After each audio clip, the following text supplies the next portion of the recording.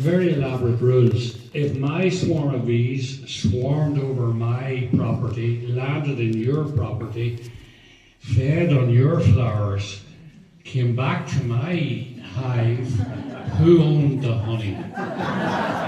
If my swarm of bees flew onto your land, stayed there, and then flew onto common land, who owned the honey? And roughly, well, it was quite elaborate, and two answers to Jenny's question.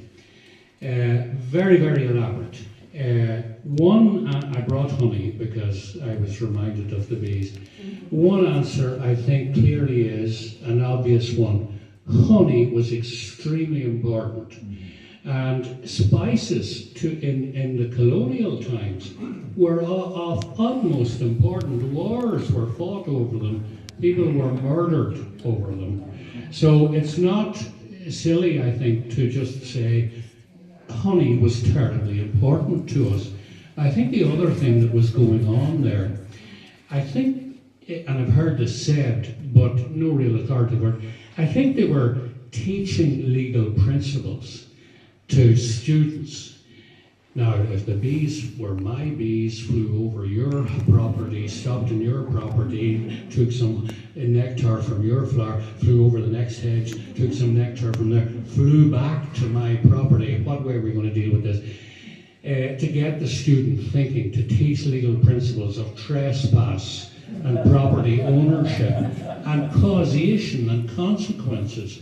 So I think there was a rigorous testing as well.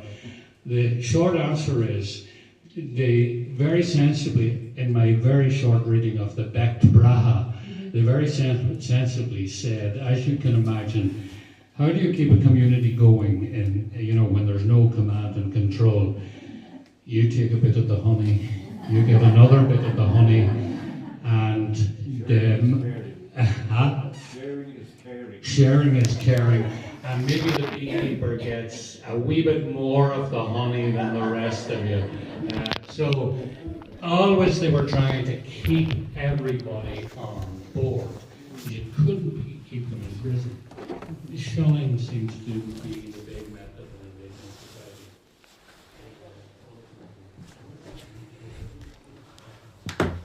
ਹਾਂਜੀ ਕੀ ਕਹਿੰਦੇ ਪਏ ਆ ਉਹ ਕੀ ਮੰਗਵਾਇਆ ਵੀਰੇ ਉਹਨਾਂ ਨੇ ਕੀ ਕਿਹਾ ਸੀਗਾ